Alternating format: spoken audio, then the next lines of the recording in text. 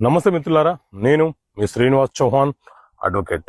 మిత్రులారా, ఒక భాగస్వామ్య వ్యాపారం నిర్వహిస్తున్నప్పుడు మనలోని ఒక భాగస్థుడు మనకు తెలియకుండానే, అంటే మిగతా భాగస్థులకు తెలియకుండానే తనకు నచ్చిన వ్యక్తులను ఆ వ్యాపార సంస్థలో భాగస్వామిగా చేర్చుకునే వెసులుబాటు అతనికి ఉంటుందా?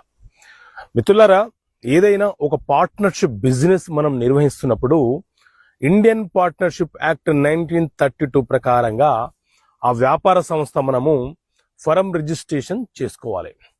ఆ వ్యాపార సంస్థ రిజిస్ట్రేషన్ చేసుకున్న సందర్భంలో ఎంతమంది పార్ట్నర్స్ ఉన్నారో వారందరి పేర్లు, వారందరి సంతకాలతో ఆ పార్ట్నర్షిప్ బిజినెస్ అనేది రిజిస్ట్రేషన్ అవుతుంది. అయితే ఈ ఇండియన్ పార్ట్నర్షిప్ యాక్ట్ 1932 సెక్షన్ 31 ఏం చెప్తుంది అని అంటే, ఎంతమంది భాగస్తులు ఉన్నారో వాళ్ళందరూ ఒకే అంగీకారంతో, ఒకే బిజినెస్ యొక్క లక్ష్యంతో వ్యాపార సంస్థ సమిష్టిగా నిర్వహిస్తున్నారు. కాబట్టి ఏ ఒక్క భాగస్తుడు మిగతా భాగస్తుల యొక్క ఆమోదం లేకుండా తనకు తానుగా వేరే వ్యక్తులను భాగస్తులుగా చేర్చుకోవడం కానీ, తొలగించుకోవడం కానీ, అతనికి తనకు తానుగా సొంతంగా నిర్ణయాలు తీసుకునే అవకాశము, అధికారము అతనికి ఉండదు.